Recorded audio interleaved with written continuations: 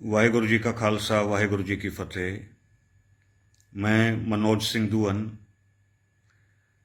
District Rohtak से, हरियाणा से। अभी कनाडा और इंडिया के बीच में तल्खियां चल रही हैं। एक डिप्लोमेटिक लेवल के ऊपर एक झगड़ा चला हुआ है, तनातनी चल रही है।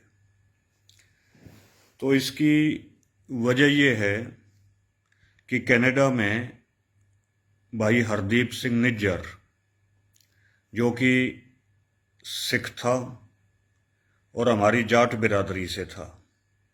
पंजाबी में कह देते हैं जट सिख, हरियाणवी में हम कह देते हैं जाट। तो वो हमारा खून था, जाटों का भी और सिखों का भी। उसका मर्डर हो जाता है कनाडा के गुरुद्वारे में।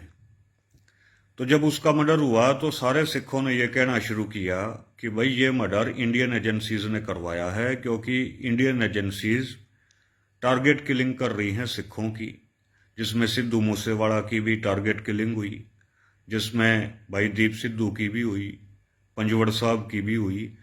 और ये टारगेट किलिंग्स ये कह के की जा रही हैं कि भाई ये खालिस्तानी हैं।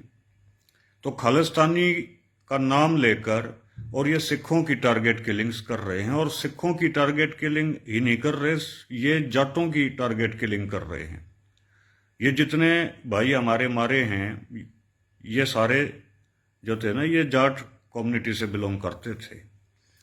तो इस बात का दुख जो है वो भाई जाटों को भी है, इस बात का दुख हरियाणा को भी है, इस बात का दुख राजस्थान को भी है, क्योंकि खून तो हमारा है। और इस बात का दुख सिखों को भी है। तो जब कनाडा के अंदर भाई निज्जर का मर्डर हुआ या भाई निज्जर को शहीद किया गया, तो भाई कनाडा गवर्नमेंट ने इसके ऊपर जांच बिठाई कि पहले जांच तो पूरी करें।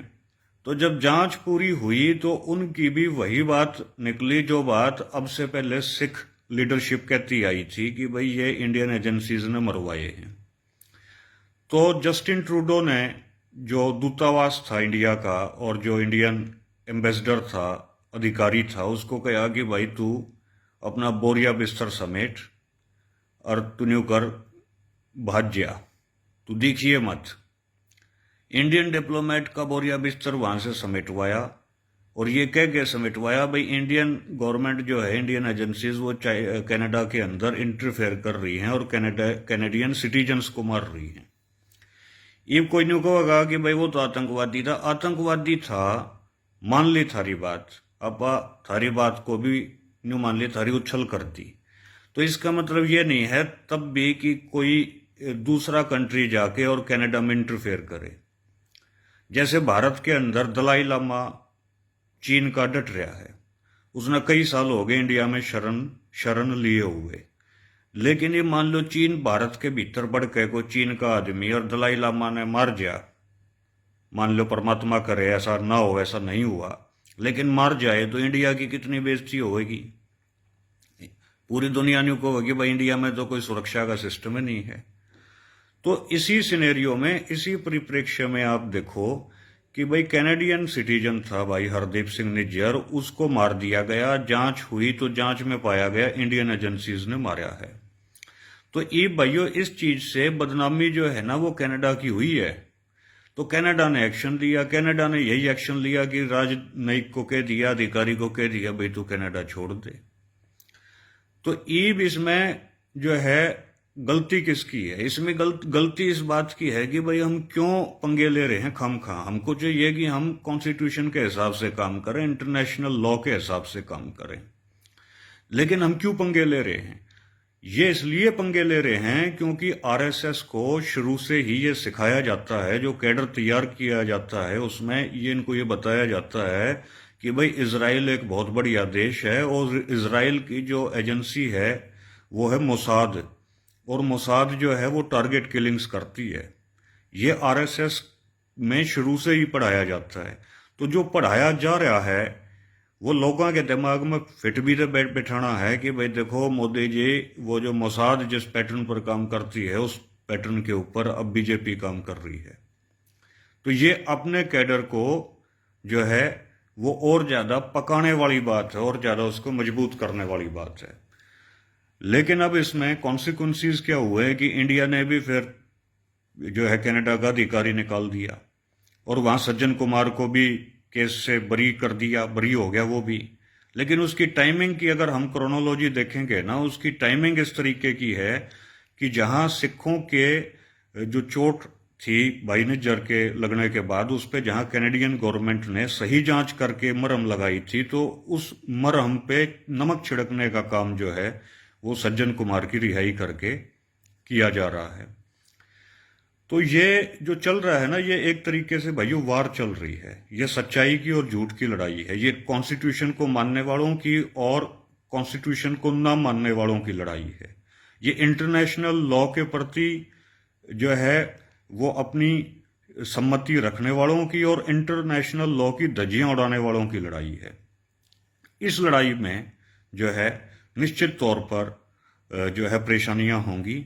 और मैं अपनी जो जाट कम्युनिटी है जो कनाडा में रहती है, उनसे मैं ये रिक्वेस्ट करता हूं कि भाइयों आप इस पंगे में ना पड़ियो। कदे उड़ो कनाडा में तुम दुखी हो, कदे थारे उड़े देशभक्ति का भूत सवार हो और तुम झंडे ठागा आगे बढ़ो, उड़े कोई फायदा नहीं होगा, वहां नुकसान होगा। तुम अपना काम करने जा रहे हो मेरे भाइयों, अपना काम करो, उड़े मेहनत करो, मजदूरी करो, अपने बढ़िया हाई स्किल जॉब्स करो, पर उड़ा पंगे ना लियो।